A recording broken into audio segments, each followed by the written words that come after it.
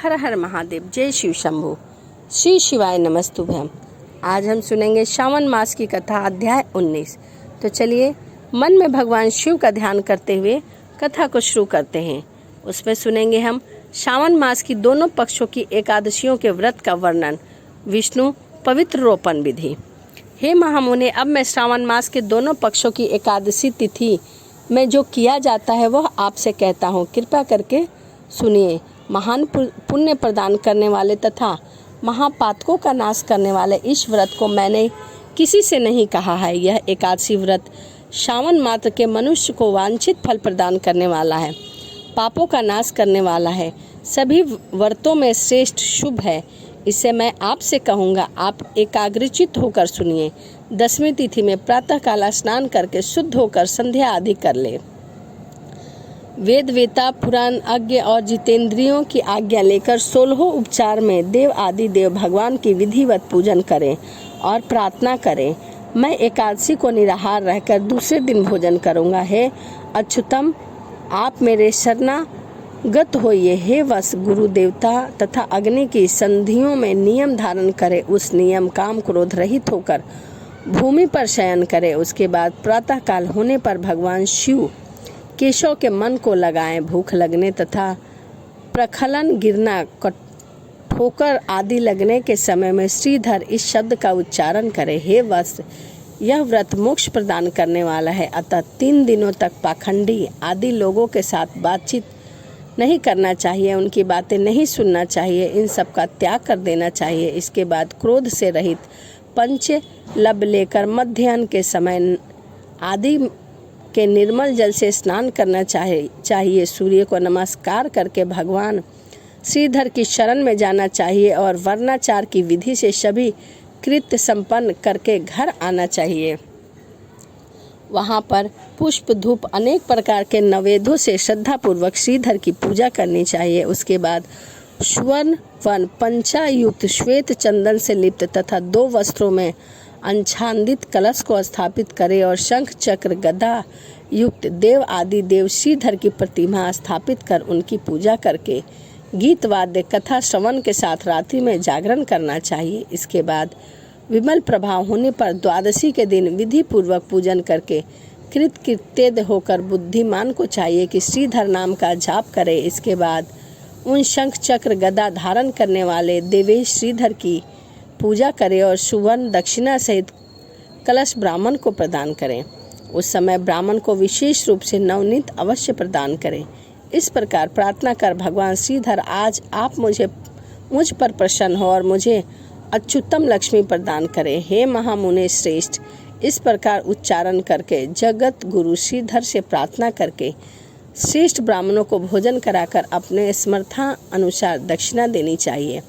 इसके बाद सेवक आदि को भोजन कराना चाहिए। अपने मित्र तथा बंधु बांधव समेत स्वयं भोजन करना चाहिए। हे अनंत कुमार, मैंने आपको यह श्रवण मास की शुक्ल पक्ष की एकादशी व्रत की विधि बतला दी है। इसी प्रकार कृष्ण पक्ष की एकादशी में भी करना चाहिए। दोनों व्रतों में अनुष्ठान समान है, केवल देवताओं के नाम में भेद है। जनार्दन मुझ पर प्रसन्न हो, इस वाक्य को बोलना चाहिए।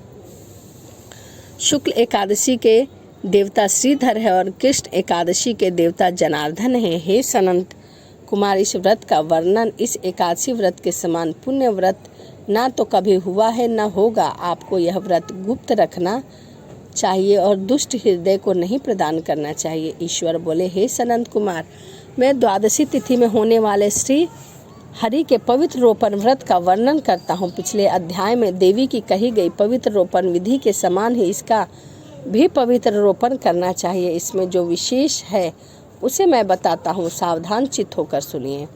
हे महामुनि, इस व्रत के जो अधिकार बताए गए हैं आप उसे सुनिए। ब्राह्मण, क्षत्रिय, वैश्य, शूद्र तथा स्त्री, इन सभी को अपने धर्म में स्थित होकर भक्ति पूर्वक पवित्र रोपण करना चाहिए। द्विज के समान अतो देवा अवंतु को यतो विष्णु विचक्रमे पृथ्या सप्त धमा भी, इस मंत्र से विष्णु की पूजा करें। स्त्री और शूद्र से लेकर नाम मात्र से जिसके द्वारा विष्णु की पूजा करें। इसी प्रकार द्विज कुरुद्यान इस मंत्र से शिवजी की पूजा करें। स्त्री तथा शूद्रों के लिए नाम मंत्र है जिसके द्वारा हे शिवजी की पूजा करें।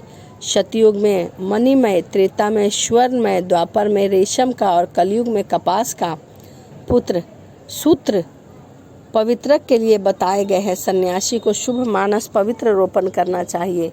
बनाए गए पवित्रक को सर्वप्रथम बांस की सुंदर टोकरी में रखकर शुद्ध वस्त्र से ढककर भगवान के सम्मुख रखे और इस प्रकार कहे, हे प्रभु, क्रियालोप के विधान से आपने आच्छादन किया है। हे देव, आपकी प्रसन्नता के लिए मैं यह कार्य कर रहा हूँ। मेरे इस कार्य में विघ्न ना उत्पन्न हो, मुझ पर दया कीजिए। आप सब सर्वदा आप ही मेरी परम गति है। हे जगतपति, मैं इस पवित्र रोपण से आपको प्रसन्न करना चाहता हूँ। हे काम क्रोध आदि मेरे व्रत का नाश करने वाले, हे देवेश, आज से लेकर वर्ष पर्यंत अपने भक्त की रक्षा करें। आपको नमस्कार है। इस प्रकार कलश देवता से प्रार्थना करके बांस में शुभ पात्र में स्थित पवित्रता का आदर पूर्वक प्रार्थना करना चाहिए।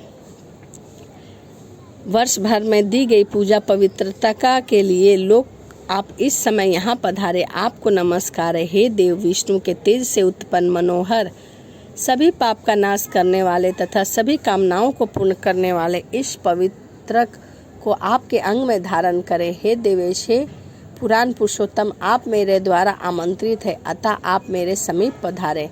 मैं आपका पूजन करूंगा। आपको नमस्कार है। मैं प्रातःकाल आपको यह पवित्र तक निवेदन करूंगा।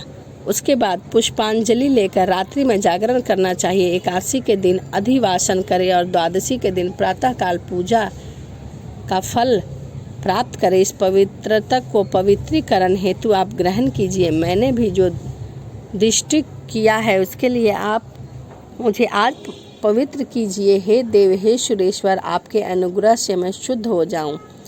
इस प्रकार मूल मंत्र से भगवान नारायण की अर्चना कीजिए। उसके बाद महान नैवेद्य अर्पित करके निराजन प्रार्थना करें और मूल मंत्र से धृत सहित खीर अग्नि में हवन करें। इसके बाद इसी मंत्र में पवित्रता का विसर्जन करके बोले, हे पवित्रक, वर्ष भर में की गई मेरी पूजा को पूर्ण करें।